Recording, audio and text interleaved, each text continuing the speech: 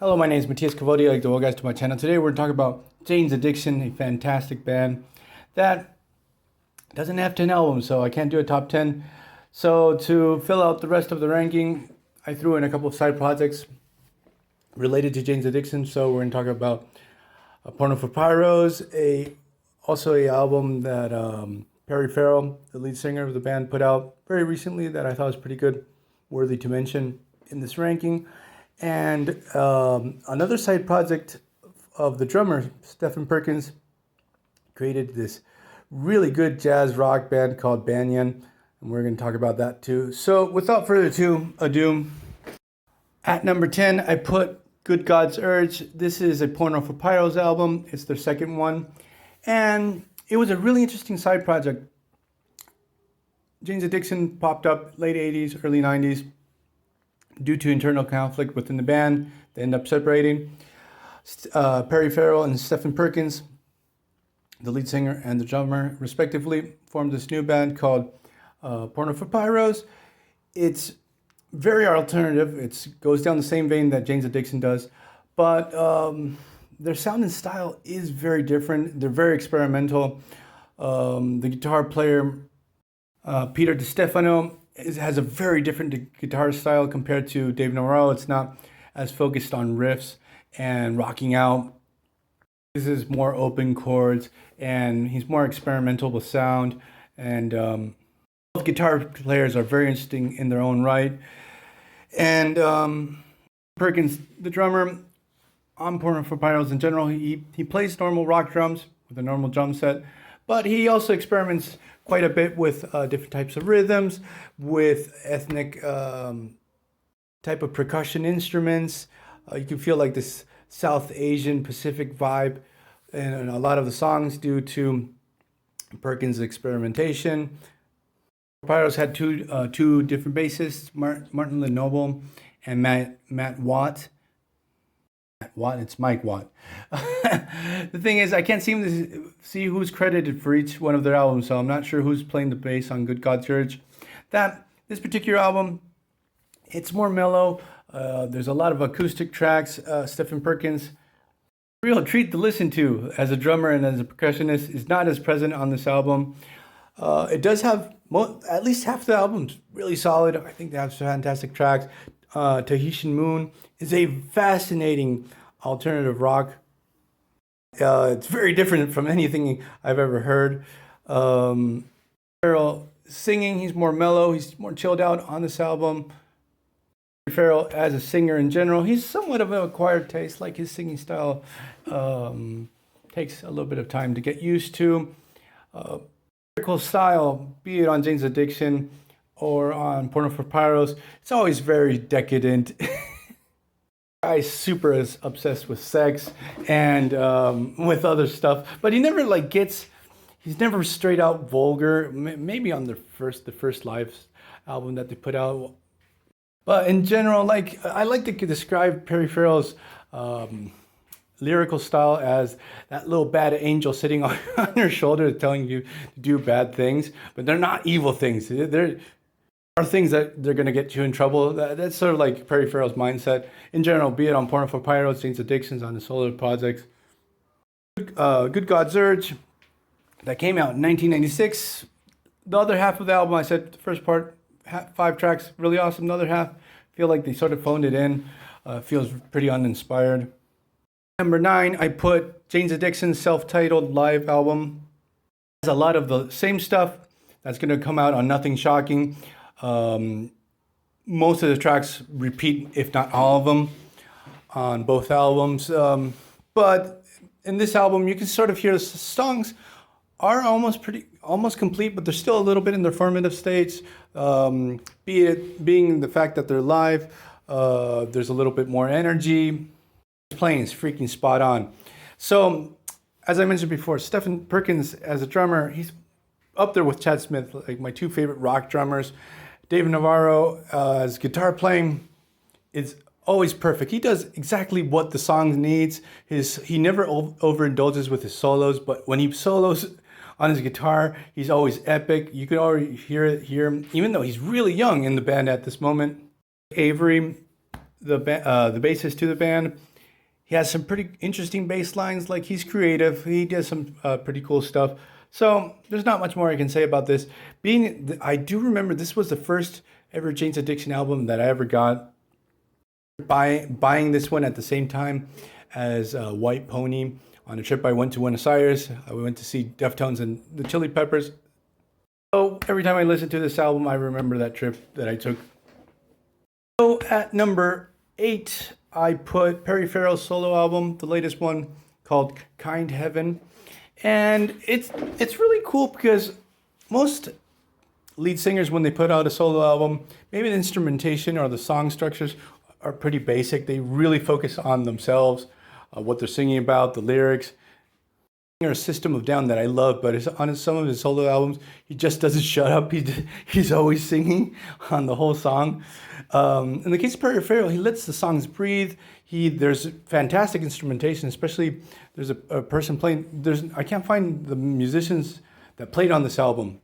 The pianist plays fantastic arrangements. The drums, bass, and guitar, really good job. More leaning on the rock side and not as heavy. There's not much of a metal influence on this album. There's string sections, like you can hear violins, cellos. Perry Farrell put a lot of effort into this. He also, his wife sings on a couple of tracks. Her voice is very similar to Gwen Stefani's. I can't remember her name, but she does a pretty good job. She's pretty competent. Just one thing is that none of these songs really trapped me immediately. Maybe with time, listening to it more and more, it might grow on me. We're going to leave this album here and go to number 7, which is Strays. Strays is Jane's Addiction's comeback album. They break up in 1990, and you have Porno for Pyros during the 90s. Then 2003, Jane's Addiction back together, put out a new album, which it packs a punch. It's much more focused than other Jane's Addiction albums. It's very oriented to alternative rock with some pretty obvious influences from alternative metal. This time, you have to remember, new metal was a thing. Like, the pop radio was a lot heavier back then in general. It has a fantastic batch of songs, but at least half the album, no, not three or four tracks, I feel like they feel a little bit redundant, a little bit. 2 of those are shameless fillers. As the main single off this album, it's breathtaking. Dave Navarro's guitar playing and arrangements are just exquisite. Stephen Perkins on the drums just kills it.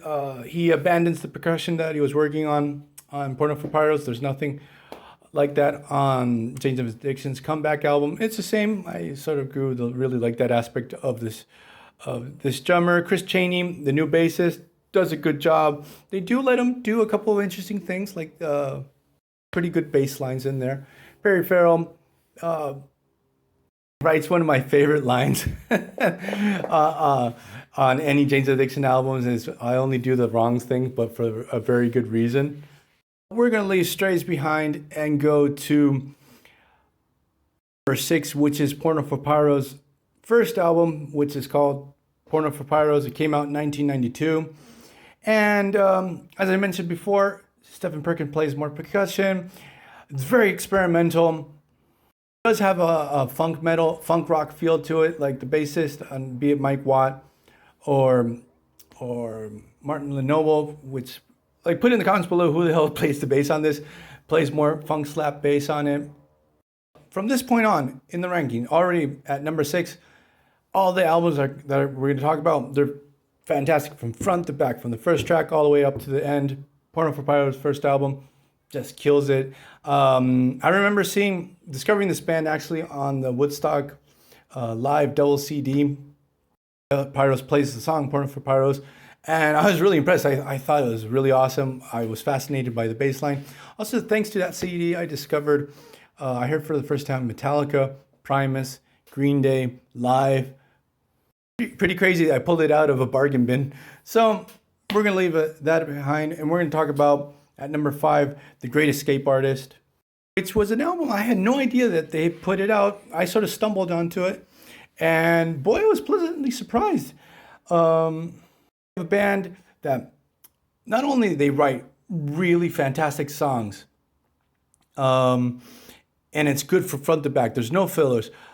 There's a lot of production. There's a lot of attention to detail. The mix, the sound. The album is a real treat. Came out in 2011. Shows that this band still around. Well, it's been wow, 10 years since it came out. Wow, what a shame that they haven't put anything else after it. But The Great Escape Artist, it's a real treat. And also lyrically, we have a Perry Farrell that's sort of showing a little bit more introspection, touching on different subjects. He's not like really overly focused on sex, the night, or doing questionable ethical stuff. So we're gonna leave that album behind. Go to number 4. Which I actually put Kettle Whistle. I just put it high up in the rank on this ranking because there's a little big nostalgia factor to it. Because I remember my drummer from one of my bands was really into Jane's Addiction, wanted to get me hooked, so he would always lend me Kettle's Whistle and I was really blown away, like hearing there's one new track or 2 or 3, at most 3 new tracks that they hadn't released previously.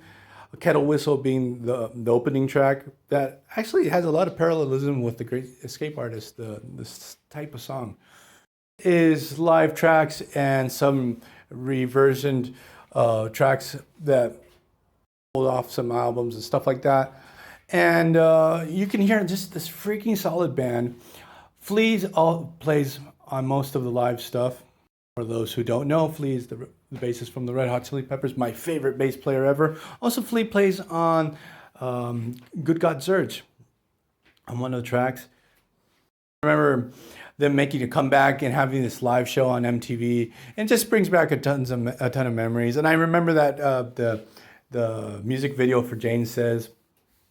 Let's go to number 4. We have Banyan. That's Stephen Perkins' side project, jazz rock. Fantastic side project that maybe if you're not too interested in jazz, the album might help you get into that fantastic world. The album that because they put out 3 albums. I want to talk about the second one, Anytime at All, where we have Stephen Perkins on the drums. We have the guitar player from Porno for Pyros. Also, the 2 bass players from Porno for Pyros are on this album. Also, Flea plays on it, Buckethead, John Frusciante. The album is a real treat. And really, I just love the idea of rocking out to a jazz fusion album that's very well executed. I think they did a really good job. So at number 2, actually, number 2 and number 1, they can change. At least they're both on the same level. They're both milestones. Jane's Addiction captured Lightning in the Jar 2 times in a row. Nothing Shocking and Ritual de l'Habitual are both incredible albums. They might lack a little bit of focus, like you're gonna get all types of different types of songs. That's sort of the thing for alternative bands of the time. But some of the riffs that they put out, being Mountain Song or Ocean Size or the Lord of the Rings of sex songs, which is 3 days, or going to the other side, like some really weird pop songs like Jane Says or Caught Stealing, Stop. Was really big, and they really kicked in the door with these 2 albums. They started Lollapalooza